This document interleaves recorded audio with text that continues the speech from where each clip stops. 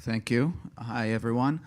Great to have everyone here. I'm Sass Darwish. I'm one of the managing directors in the Technology Investment Banker Group at RBC. We're one of the sponsors. I think that's the third year in a row, so we're extremely happy to be part of it. And I have a really great panel here that was established. I'm going to just give a quick overview of each one, and you can also read it here. But maybe I'll start with Margaret here next to me. That has been 10 years at right, Oracle? That's correct, 10 years at Oracle. And has done a bunch of transactions, and hopefully we'll hear more from her. But also was an investment banker before, and did corporate development at Fair Isaac before, correct? That's correct, 20 years now. Yeah. Wow, okay.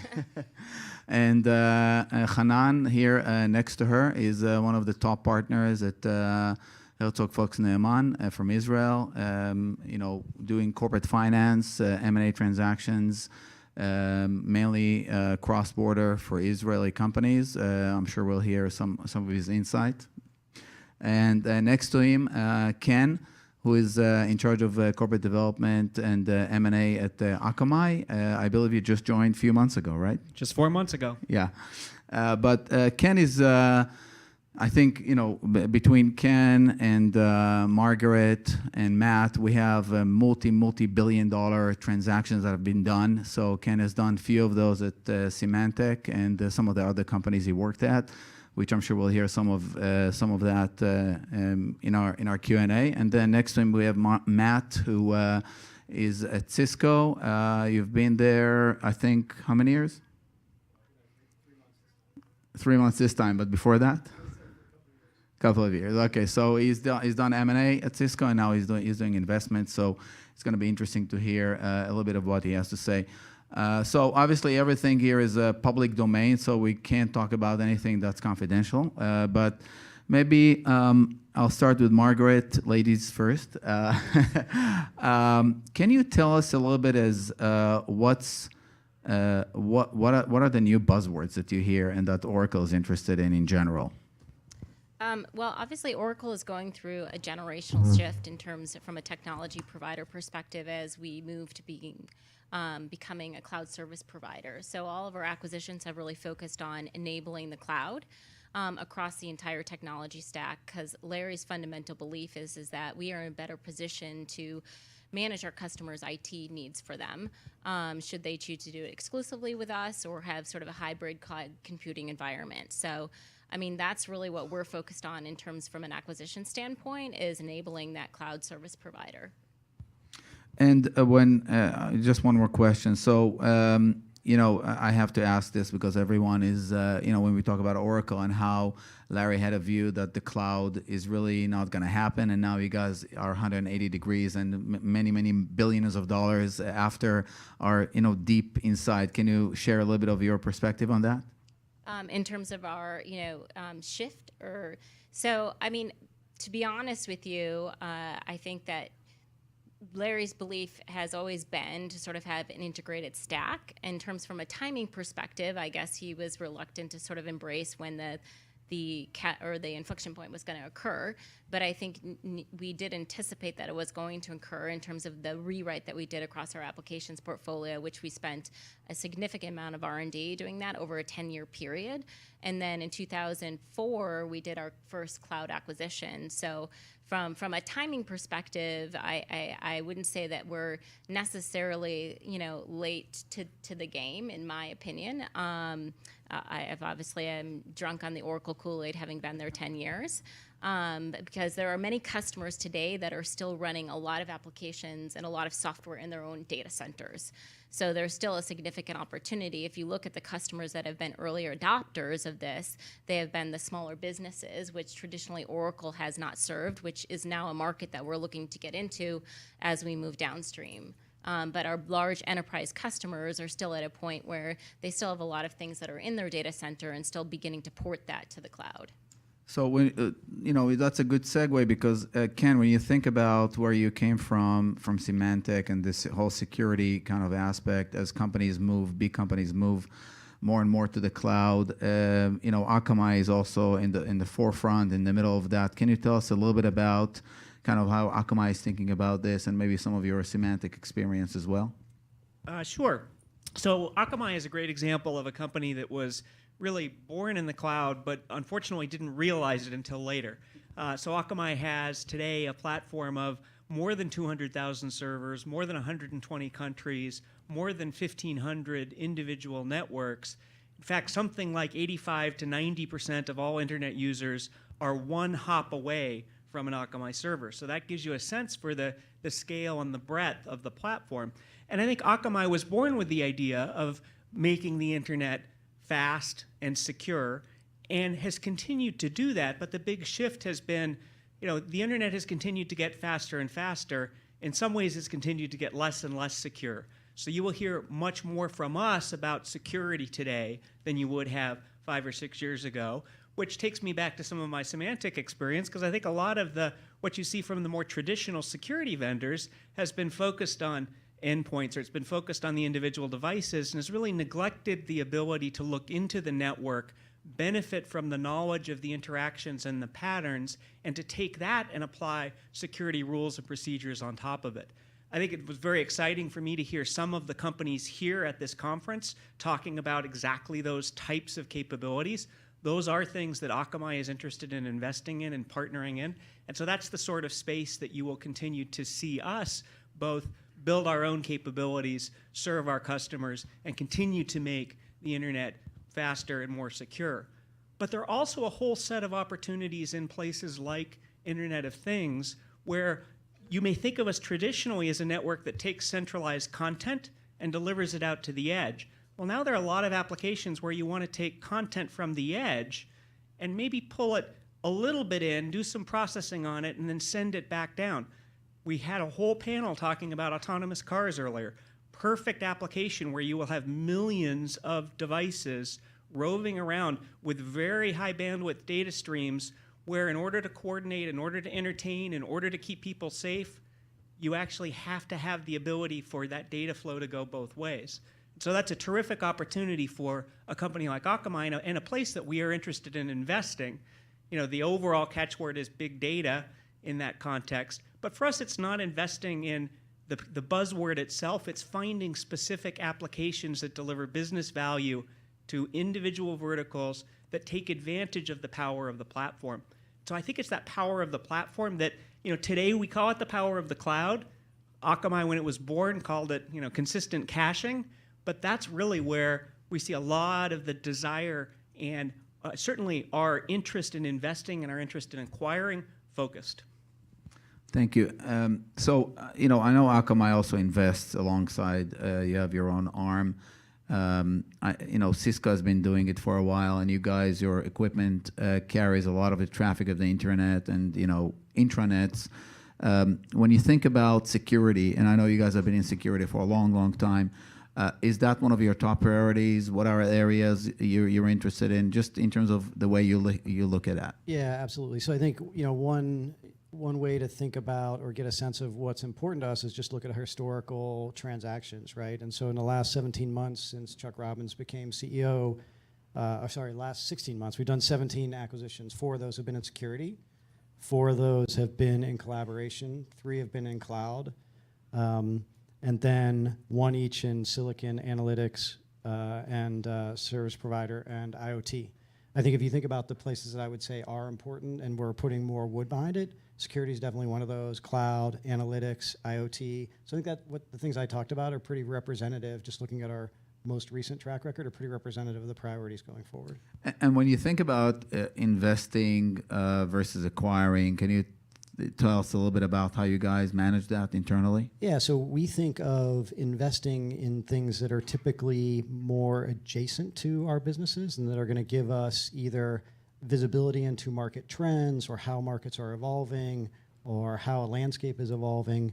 And it may or may not be an area where we ever want to be in that business, but it gives us better visibility into that business.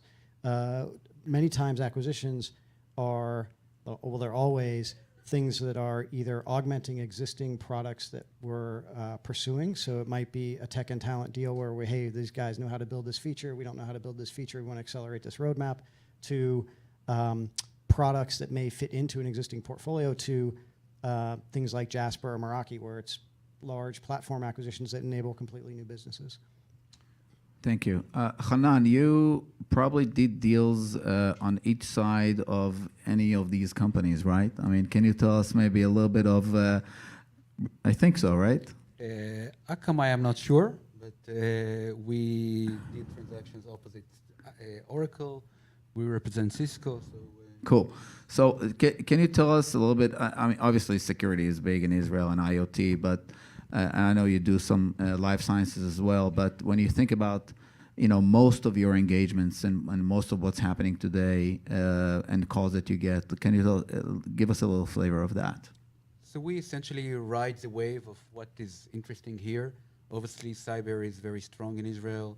Big data, cloud applications, AR, VR is also something that is very strong in Israel and is also very attractive to Chinese investors and acquirers, which is also a growing trend in Israel. So it's also evident here, but in Israel, they don't face the political backlash that they do face here from time to time. So those are the areas that we see most. But to tell you the truth, we see acquisitions and investment and transactions in every area of tech. It can be food tech, agri-tech, insurance tech. So all of that exists also in Israel, and we see transactions, both investment and M&A, in all of those areas. Thank you. Margaret, going back to something you mentioned before, or didn't mention before, is security also an area that you guys are focused on when you think about cloud and how you move your clients to the cloud? Because I'm not sure how many security acquisitions you've made in the past, in maybe 2 or 3 years, but maybe you can give us a little bit of historical perspective. Yeah, no, absolutely is an area of focus for us. We haven't been as acquisitive in the past 5 years. If you think about our acquisition strategy from a cloud perspective, we focus first on the app layer, but now as we build out sort of the infrastructure layer, and infrastructure and platform as a service, security is an area of focus for us.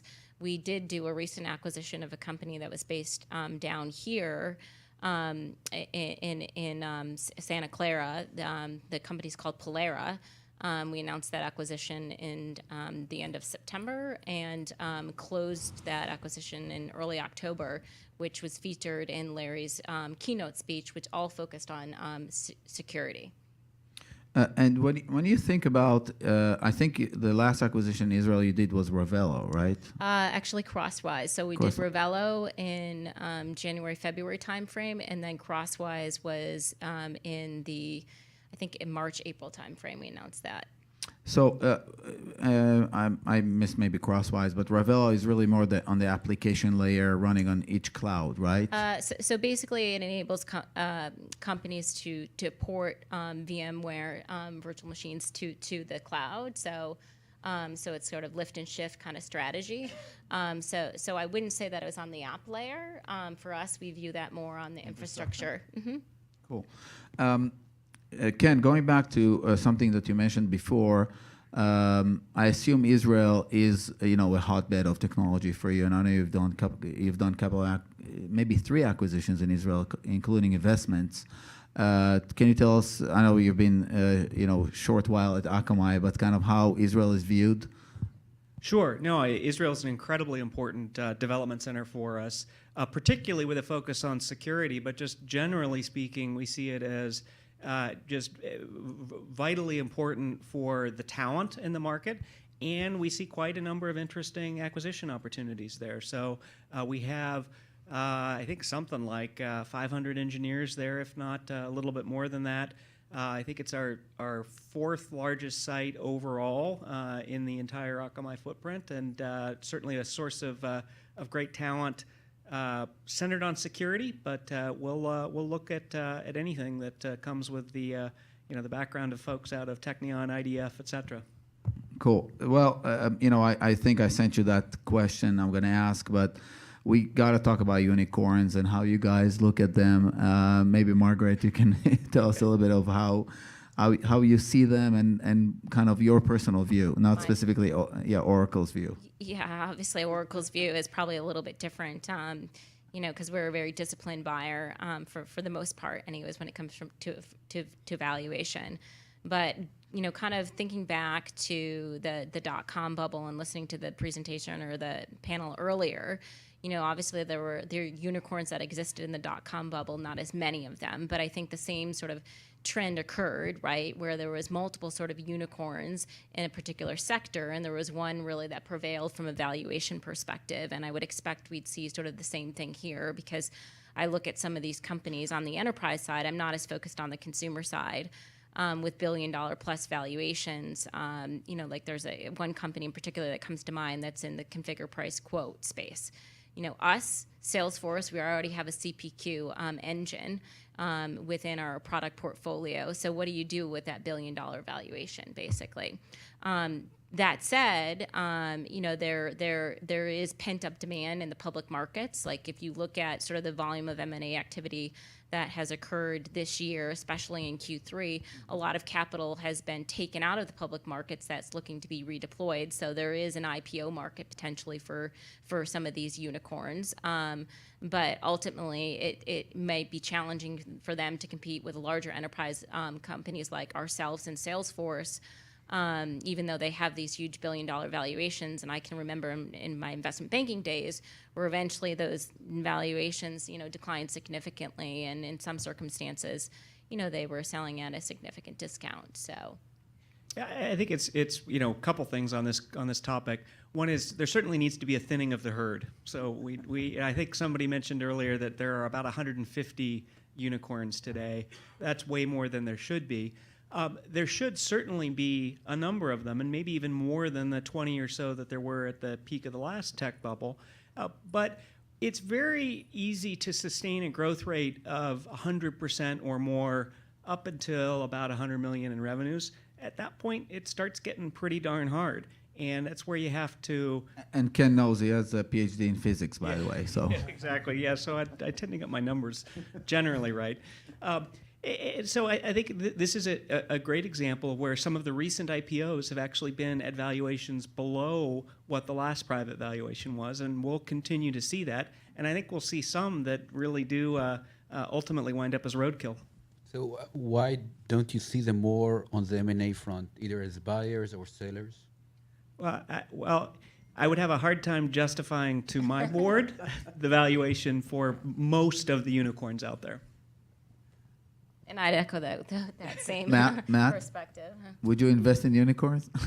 Invest generally not, but I think what I would say is I think it's going to be, to echo Ken and Margaret's comments, I think it's going to be a mixed bag, right? I mean, I think you're going to see some that are successful. If you can continue, a lot of these things were priced to perfection and maybe even beyond perfection when they were priced at the last round. So if you can continue to execute on those growth rates and hit those numbers, then great. If things start to slow down, then I think it'll be tough. I think you will have some companies that create a lot of value. I think you are also going to have some companies that are go public or are sold or even shut down at valuations much lower than the last round price. Yeah, so for whatever it's worth, as a banker and banking these companies, both in terms of potentially raising money for them, taking them public, or selling them, I think you made a really good distinction, Margaret, about the consumer type of companies like Airbnb and others, that really you have an unlimited in terms of size market, whereas on the enterprise side, when you want to sell, you sell to Fortune 500. So there are like 500 companies that you can sell to and displace, let's say, an Oracle or someone else, or go to the SMB market, which is extremely difficult to scale and grow, which has its own issues. So I think it really depends on, company by company, name by name. And I think a lot of it has to come from the supply side of money.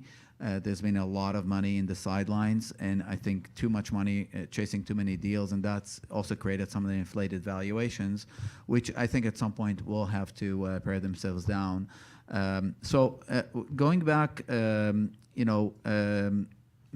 to kind of your world of Cisco, and when you think about kind of the next thing, okay, is it IoT? Is it security? Is it, what Ken talked about, a lot of sensors that are sending a lot of data and, a lot of number crunching and what is the, when you sit down in your Monday morning meetings, okay, what's the topical areas? Yeah, I mean, I think the things I can talk about are some of the areas where we're sort of thinking about investing and some of the investment themes that we have. So I think in collaboration, it's things like AR and VR, and what is collaboration going to look like in a world where you can potentially have a different virtual meeting experience. I think in collaboration also we're thinking about artificial intelligence and automating some portions of that collaboration experience, and what does quote unquote echo for the enterprise look like, right? I think that's, that seems like an obvious question that somebody in the collaboration space should answer. In areas like IoT, we're spending time around drones, ag tech. I think security and IoT is an unsolved problem. So I think those are areas where we're spending time. But potentially drones could be one of the largest unit volume IoT devices in the future, right? So I think we think that's an interesting space.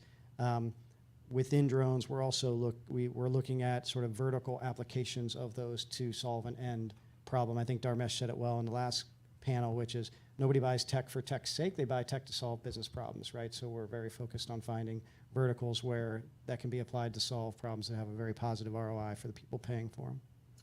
And Ken, I know you guys video is a big area of focus. Is AR, VR falls within that? I'm just, going on what. Sure. So, yeah, I mean, we would love to see immediate broad adoption of VR streams because it would massively increase total traffic, which would be good for us. And unfortunately, that's probably progressing a little bit slower than many would like, although certainly do think, particularly in places like gaming, it's getting very interesting very quickly, and particularly when you think about what's happened with things like Pokemon Go. It's just a couple of relatively killer apps like that suddenly get people thinking about AR, VR in a new way. So that is a place that we look at more from the point of view of what's going to stimulate demand and what's the technology required for the internet to support it, than what's the next killer AR, VR app or set of goggles or glasses that are really going to work.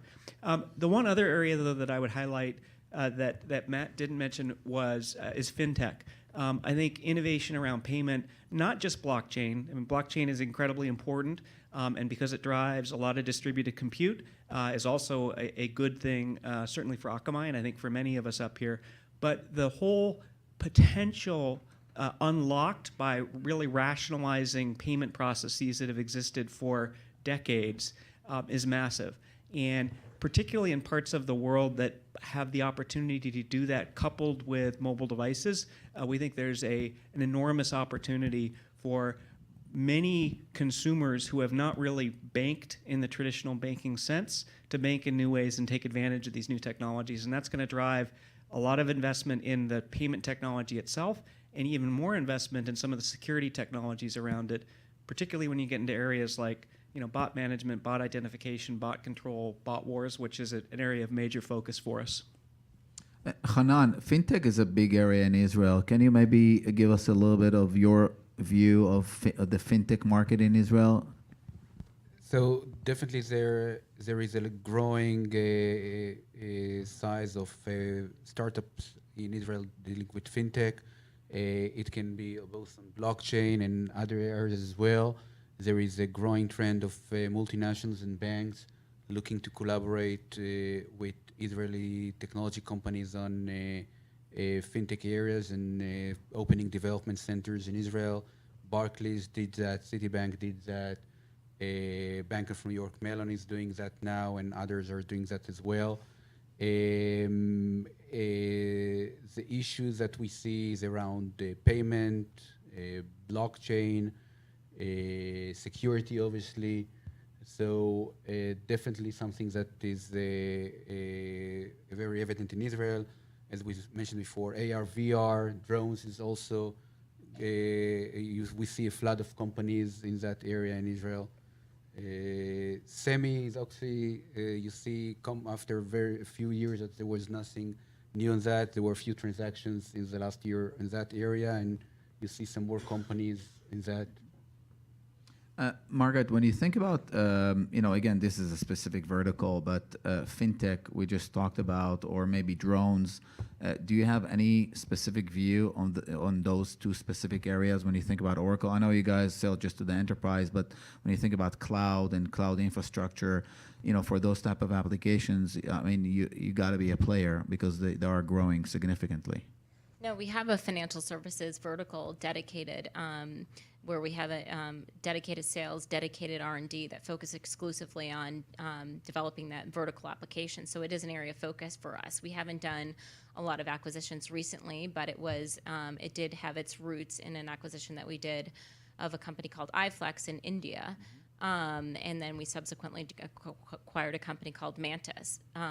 So it is an area of focus for the company as a whole. It just recently hasn't been a big area of investment, but it is, if I think about sort of our strategy going forward and enabling cloud computing, and one of the areas that we're investing in is around the verticals. We did 2 other vertical application deals earlier this year, Texture and O-Power, one for the engineering and construction business unit and the other for the utility segment. So I would expect that we would see more from a vertical perspective in cloud and for our cloud services. And then with respect to sort of, drones and the Internet of Things, it is something that is on our executives' minds. We haven't made a lot of inorganic investments there yet, but there are teams in our development organizations that are thinking about what are the next trends. And Oracle's first customer was the U.S. government, so it's something that we're always looking to how we can enable them and going forward. So. Yeah, so the way that RBC or my team looks at IoT, we really took 2 steps back and divided into kind of 6 different areas. So we have the connected car, as everyone talks about, which is not only autonomous car, but also car-to-car communication solutions, car-to-home communication solutions, car-to-phone communication solutions, car-to-city communication solutions, because today when you think about a city like London, they actually, you pay tolls in the different areas of the city depending on, cameras that, are looking and reading your license plate, and they send you the bill home. So I think a lot of the autonomous solutions in the city will have to do with connected city type of solutions, which it's interesting that a lot of people are just not really talking about it, which has a lot to do with I think what you guys are doing here, either government or municipality. So connected car, connected body, which is all the obviously wearable technologies that have some sensors to them. Connected home, obviously, companies like Savant, Sonos, and so on and so forth that are out there are trying to solve in-home solutions. And then we have what we call industrial IoT, which has to do with connected farm, connected city. There are really very, very cool companies out there that are doing really cool stuff. So last year, Green IQ won the award that later on we're going to have some awards here, which is in the saving water connected home solution space. And then we have what we call last mile, which has to do with drones and some of the when you think about how Google Express is doing their deliveries and how Amazon is doing their deliveries, they are using a lot of analytics and a lot of either human or real sensors in terms of doing the last mile delivery, which has to do with analytics and a lot of even people and bodies. So there's a lot of cool solutions and cool companies there. And then the last one is really infrastructure. What we call the infrastructure layer that almost everyone plays there, GE, HP, Oracle, Cisco, and so on and so forth. So when you think about those 6 different areas, there are a lot of companies that play in 2 or 3 of those. And when we go and talk to the Akamai's of the world or Oracle, we know kind of ahead of time which areas we think or they told us that they're interested in, and we come up with those cool companies that are out there. And we have about 600 companies in our database that we meet and monitor on a quarterly basis. So when you think about those 6 areas that we talked about, I know that each one of you has either affinity or care about one of those. Matt, maybe we'll start with you. Do you guys think this way, or which areas are? And you mentioned some of them. Yeah, we do. We do think that way. I would say within IoT, you highlighted two of the verticals that we think are particularly interesting. One is the connected vehicle. You know, the company we bought, Jasper, actually the majority of their, majority is wrong. The largest revenue segment for them is connected cars, right? And so we think that's an interesting vertical. We think that factories manufacturing is an interesting vertical where there's a lot of value to be derived from the companies that would use that technology. And then the last one, because we're an enterprise company, connected workspaces. We think that's sort of the third. So within IoT, those are definitely areas that we find very interesting. Okay. Yeah, I think we would have a similar list. Connected car, today we do, I think the majority of over-the-air updates for most of the major automotive manufacturers. So that's the firmware upgrades for the, if you have a connected car, it's likely that it's being updated over an Akamai network today. Industrial, connected industrial as well, we see as a very important market. So that's the sensors that would go into factory automation. And a close variant of that is also the agricultural opportunity, which is connected car, but it's really the connected tractor and the connected farm. We haven't done as much on the connected communication side, although I'd certainly agree as a market participant, that's a place where I think that there's a tremendous opportunity generally. So I think that's how we would prioritize them. Cool. So we have, I think, 10 more minutes. I usually open it up. I'm sure you guys have some, specific questions. Please bear in mind we can't share any non-public information. So let me open it up and see if anyone has any question. And, otherwise I have more. Please. Sure. Go ahead.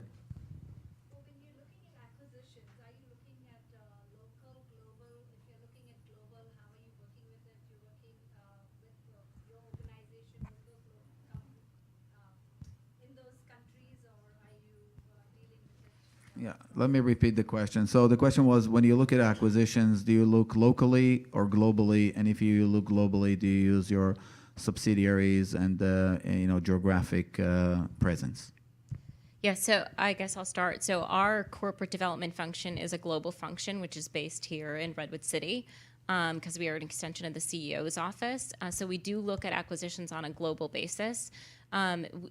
Oracle acquires for purposes of filling a capability gap in our product portfolio. We don't acquire for customer base or geographic expansion because we have 400,000 customers today and presence in over 140 countries. So we are really looking for the best technology company to fill a product capability gap. And how we sort of source deals is they come up through our engineering organization.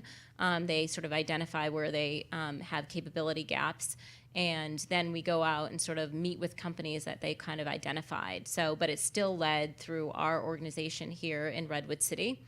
And then obviously we get inbound opportunities that come to us through investment bankers, like the company Crosswise we acquired in Israel earlier this year. Was in a sale process. It was for the Oracle Data Cloud, so big data, basically what enables, it profiles users across devices, so you can more effectively deliver campaigns to them. But that came through an investment banking arm. So, we proactively go out and search them, as well as investment banks bring them to us, venture capitalists on a global basis. Okay. So similar stories, smaller scale, obviously, but we are in 120 countries, and we have acquired on, I think, certainly North America, Europe, South America, Asia, maybe not Africa at this point, and definitely not Antarctica. But I think we have, we source deals similarly through our own networks, our own set of personal connections through what investment bankers bring us. I'd also point out that we do invest. We don't have a formal corporate venture arm, but we will invest in companies, similar strategy, where it may not be an immediate capability gap that is squarely on strategy, but something that's just a little bit adjacent, where we think we want to monitor the space and understand that maybe it will be on strategy in a year from now, or maybe we'll just be more educated about the space and hopefully have a reasonable financial return. But all of that we look at a global basis. Our corporate development team is split between the East Coast and West Coast. Myself and most of the team are actually on the West Coast. Our headquarters is in Boston, along with some of the team there. But we tap our colleagues around the world when we have an opportunity to evaluate. Matt? Yeah, so ours is, I think, similar to Oracle and Akamai. We have 45 people around the world. 2/3 of those are based in San Jose, but the other third are in places like Israel, different cities in Europe, India, China, other parts of the world. And so when we go to execute on those, it's our team that executes on those. Typically, the folks in the regions are more horizontally focused, so they'll look at all technologies. And in San Jose, the people tend to be tied to different business areas. So when there's something in a different geo, they'll collaborate with that person that has that particular domain focus. The other thing I would say is that location is important to Cisco. Culture is very important to Cisco, and so we think a lot about how will we onboard that team in a way that they become part of the Cisco culture and get that, and that's easier to do if there's a Cisco office there already. I would say from the Israeli side that when we see a lot of multinationals that look at Israeli technologies, there is no one model that works. It depends on the company, the culture, and obviously the size. Cisco is on one end of the interest in Israeli technology, so meaning not local here. They have a person on the ground in Israel that basically knows almost each and every company above a certain scale. And there are other companies that are more opportunistic. Either they come from time to time, or they had some scouters that work on a part-time or full-time, but are not part of a real corporate development team. And there are companies that basically use their R&D center also as a scouting team, even on an informal basis. Any other questions? Okay, so I'm going to ask a non-panel related question, actually Israeli related question. If you've been to Israel, tell us a small story. Matt. My first trip is in 2 weeks, so I will send you a story after that. Okay, cool. Ken? Boy, I have been, I think, 5 times. The first, well, boy, the story that comes to mind is I actually went when I was a kid, and I remember at the time the most remarkable thing was seeing so many people walking around carrying guns openly on the street. Not on camels. Margaret? I actually have not been to Israel. It is on my list of countries to visit. I have no future plans in the near term here to visit. We do have companies that we've acquired there, but in my role, we rely more on the business leaders to kind of go out and onboard the employees. But it is definitely on my list of countries to visit. Okay, Hanan and I have too many stories, so I don't think we're going to share with you. Thank you very, very much for being on this. Appreciate it. Thank you.